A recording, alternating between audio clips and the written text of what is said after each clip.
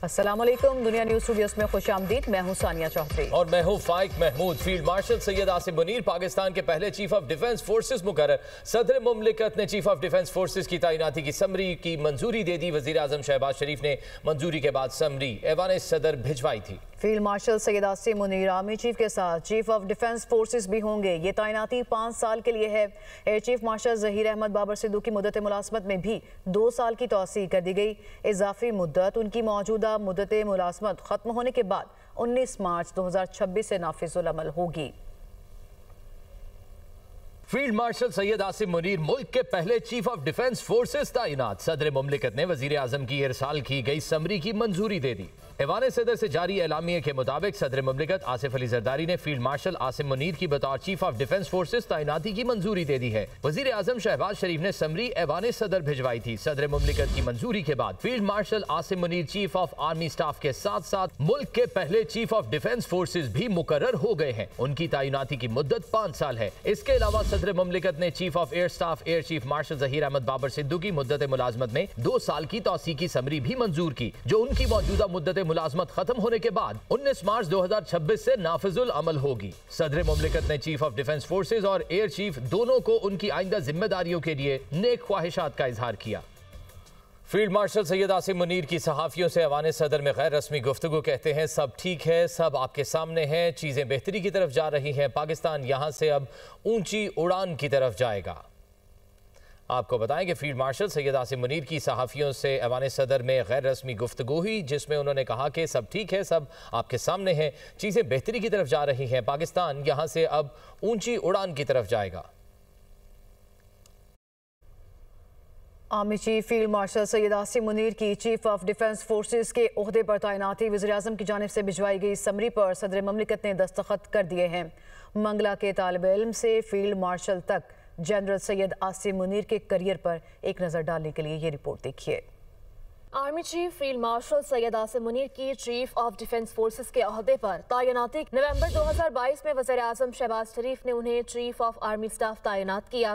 26वीं आईनी तरमीम के जरिए आर्मी चीफ समेत एयर चीफ और नेवल चीफ की तैनाती का अरसा 3 साल से बढ़ाकर 5 साल कर दिया गया। फील्ड मार्शल सैयद आसिम मुनीर ने 1986 में OTS मंगला से फौजी कैरियर का आगाज किया और फ्रंटियर फोर्स रेजिमेंट में कमीशन हासिल किया। उन्हें बतौर कैडेट बेहतरीन कारकर्दगी पर एजाजी शमशीर से नवाजा गया। उनके मिलिट्री तालीम और तरबियत में मुख्तलिफ अहम इदारे शामिल रहे, जिनमें command and staff college Quetta, Malaysia का आर्म्ड फोर्सेस कॉलेज और नेशनल डिफेंस यूनिवर्सिटी इस्लामाबाद भी शामिल हैं। वो सऊदी अरब में फौजी अताशी भी तैनात रहे और यहीं उन्होंने कुरान करीम हिफ्ज किया। जनरल सैयद आसिम मुनीर की क़यादत में मई के मार्के में जब पाकिस्तान ने भारत को बदतरीन और तारीखी शिकस्त से दोचार किया तो उनको फील्ड मार्शल के एजाज से नवाजा गया। अपने फौजी कैरियर के दौरान सैयद आसिम मुनीर ने मुख्तलिफ हसास और कलीदी ओहदों पर खिदमत सर अंजाम दी। अक्टूबर 2018 में DGISI तैनात हुए, ताहम यह ओहदा उनके पास मुख्तसर मुद्दत के लिए रहा। वो इस ओहदे पर 16 जून 2019 तक रहे। उन्हें 17 जून 2019 को कोर कमांडर गुजरांवाला तैनात किया गया, जहां उन्होंने 6 अक्टूबर 2021 तक खिदमत सर अंजाम दी। उन्होंने क्वार्टर मास्टर जनरल के ओहदे पर 6 अक्टूबर 2021 से 28 नवंबर 2022 तक खिदमत सर अंजाम दी। उन्हें 29 नवंबर 2022 को चीफ ऑफ आर्मी स्टाफ तैनात किया गया।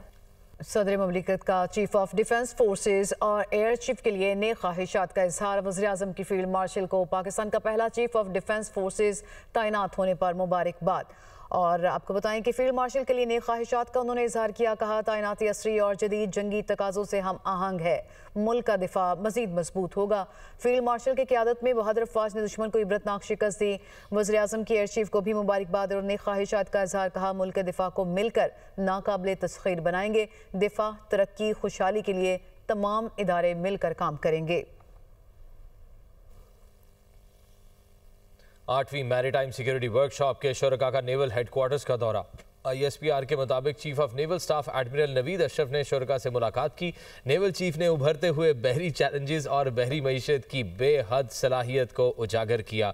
नेवल चीफ ने मार्का हक के दौरान पाक नेवी की नाकाबिले तस्खीर दिफाई सलाहियत पर भी रोशनी डाली।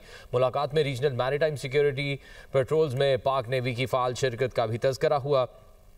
ISPR के मुताबिक शुरका को मौजूदा बहरी खतरात और साहली कम्युनिटी की तरक्की से मुतल्लिक ब्रीफिंग दी गई। वफ्द में पार्लियामेंटेरियंस, ब्यूरोक्रेट्स, मुसल्लह अफवाज के अफसरान और मीडिया नुमाइंदगान भी शामिल थे। कारोबारी शख्सियात, सनतकार और माहिरीन तालीम भी वफ्द का हिस्सा थे। वफ्द ने बहरी आगाही बढ़ाने और मैरीटाइम पॉलिसी साजी में वर्कशॉप के अहम किरदार को सराहा। 11 रोज़ा वर्कशॉप का मकसद बहरी सलामती और बहरा हिंद की जियो स्ट्रैटेजिक अहमियत की तफहीम को बेहतर बनाना है। कराची के इलाके लांढी एक्सपोर्ट प्रोसेसिंग जोन में कायम फैक्ट्री में खौफनाक आग के बायस 3 मंजिला इमारत मुनहदिम हो गई। फायर ब्रिगेड की 15 गाड़ियों ने आग पर काबू पाया, जबकि कूलिंग का अमल इस वक्त जारी है। तफसीलात के लिए ये रिपोर्ट देखिए। कराची के इलाके लांढी एक्सपोर्ट प्रोसेसिंग जोन में पुराने कपड़ों की फैक्ट्री में अचानक आग भड़क उठी। फैक्ट्री में लगने वाली आग को तीसरे दर्जे की आग करार दिया गया। देखते ही देखते आग की शिद्दत के बायस 3 मंजिला इमारत मुनहदिम हो गई। फैक्ट्री में लगने वाली आग पर काबू पा लिया गया है, लेकिन कूलिंग का अमल 3 से 4 रोज तक जारी रहेगा। रेस्क्यू हुक्काम के मुताबिक इमदादी काम के दौरान 2 फायर फाइटर जख्मी हुए, जबकि फायर ब्रिगेड की 15 गाड़ियों ने रेस्क्यू ऑपरेशन में हिस्सा लिया। फैक्ट्री जिसमें आग की इंतहाई शिद्दत थी और ये डिमोलिश हुई, गिर गई, मदम हुई, जिसमें हमारे 2 फायरमैन माइनर जख्मी हुए थे, जो तिब्बी इमदाद के बाद घर रवाना कर दिए गए। आग का कंट्रोल में बिल्कुल, और ये समझेंगे अब हम कूलिंग के प्रोसेस में जाएंगे और ये कूलिंग का प्रोसेस जो है तकरीबन 5 से 7 दिन तक चलता रहेगा, क्योंकि बिल्डिंग जो कलेप्स हुई है इसके नीचे जो आग के जिस तरीके से यहाँ से मलबा डेब्री से रिमूव किया जाएगा, जो आग आएगी सामने उसको हम इंशाल्लाह टाइमली बुझाते रहेंगे और यहाँ हमारी गाड़ियाँ डिप्लाई रहेंगी। हुक्काम के मुताबिक आग लगने की वजह ताहाल सामने न आ सकी। वज़ीर आला सिंध मुराद अली शाह ने वाक़े का नोटिस लेते हुए रिपोर्ट तलब कर ली है। फायर ब्रिगेड हुक्काम के मुताबिक रवा साल शहर कायद में 2166 से जायद आग लगने के वाक़यात पेश आ चुके हैं। सदर आसिफ अली जरदारी से किर्गिस्तान के सदर की ईवान सदर में मुलाकात हुई। दोनों सदूर का 2 तरफ़ा ताल्लुकात और ताउन के फ़रोग़ पर इत्तफ़ाक़। पाकिस्तान और किर्गिस्तान का तजारत बढ़ाने और रवाबित को मज़ीद मजबूत बनाने पर भी इत्तफ़ाक़ हुआ। पाकिस्तान की जानिब से किर्गिज़ सरमायाकारों के लिए वीज़ा सहूलतों का ऐलान किया गया। दोनों ममालिक ने तालीम, तवानाई, बैंकारी में ताउन बढ़ाने पर इत्तफ़ाक़ किया। किर्गिज़ सदर ने ख़वातीन के लिए 30% नशिस्तों के नए कानून से आगाह किया।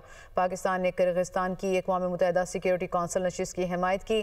किर्गिज़ सदर ने सदर जरदारी को किर्गिस्तान के दौरे की दावत दी। इशाइये में वज़ीर आज़म, वफाकी काबीना और अस्करी क़यादत ने भी शिरकत की। लाहौर समेत मुल्क के दीगर इलाकों में साल के आखिरी सुपरमून के नज़ारे। चांद मामूल से 15% तक ज़्यादा रोशन। रात के पिछले पहर 4:15 पर सुपरमून उरूज पर होगा। और आपको बताएं कि स्पार्को का इस हवाले से ये कहना है कि चांद का ज़मीन से फासला 3,57,218 किलोमीटर होगा।